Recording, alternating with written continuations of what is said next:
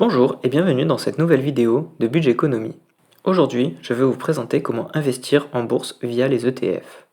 Tout d'abord, voici un petit rappel sur la bourse. La bourse est un marché organisé et réglementé d'échange d'actifs financiers standardisé par confrontation de l'offre et de la demande.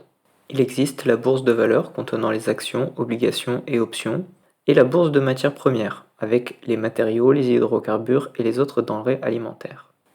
Un ETF, ou Exchange Traded Fund en anglais, est un fonds de placement en valeur mobilière qui a la même composition qu'un indice boursier qu'il reproduit et dont les parts peuvent être négociées en bourse comme des actions. En d'autres termes, il s'agit d'un panier d'actions qui permet de reproduire les indices comme le CAC 40 ou le S&P 500. Un ETF peut être capitalisant ou distribuant. Un ETF capitalisant réinvestit automatiquement les dividendes alors que l'ETF distribuant reverse les dividendes aux différents détenteurs de parts. Si vous vous intéressez aux ETF, vous verrez souvent l'acronyme UCITS qui définit un ensemble de mesures établies par les directives de l'Union européenne visant à permettre aux fonds de placement d'opérer librement dans chaque pays de l'Union. Définissons à présent la stratégie d'investissement en ETF. Le plus souvent, celle-ci est réalisée en DCA, Dollar Cost Average. Cela signifie que l'investisseur rachète des parts tous les mois ou tous les 15 jours afin de lisser le prix moyen d'achat. La stratégie d'investissement en ETF est simple à mettre en œuvre, peu chronophage et propose des rendements historiquement intéressants.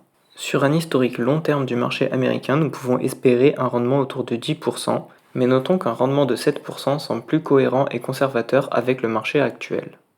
Au niveau des différentes stratégies, si vous voulez opter pour la stratégie la plus passive, l'ETF à vous conseiller est le MSCI World. Il est communément appelé l'ETF Monde et réplique tous les indices boursiers au monde. A noter que cet ETF est majoritairement représenté par le marché US.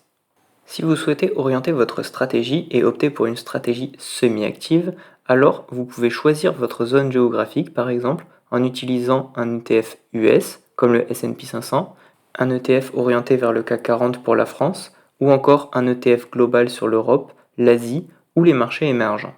Vous pouvez aussi choisir d'investir sur une thématique particulière ou un secteur d'activité qui vous tient à cœur, comme l'eau ou les énergies par exemple. Pour conclure cette vidéo, je vais vous présenter mon avis sur les ETF.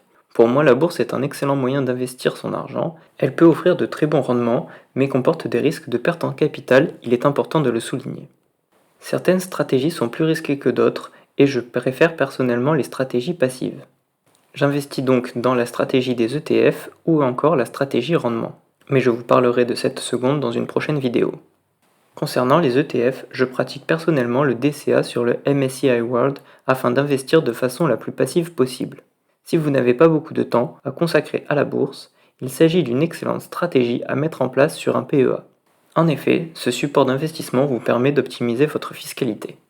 De plus, si votre objectif est d'augmenter votre capital le plus rapidement possible, je vous invite à utiliser un ETF capitalisant afin de minimiser vos frais d'achat. En effet, si vous utilisez un ETF distribuant, vous devrez racheter des parts de cet ETF et donc repayer des frais d'acquisition auprès de votre courtier dès que les dividendes vous seront versés. J'espère que cette vidéo vous a plu. Si c'est le cas, je vous invite à mettre un like et à vous abonner à la présente chaîne YouTube. Je vous attends la semaine prochaine pour une autre vidéo sur le sujet de la bourse ou d'un autre investissement.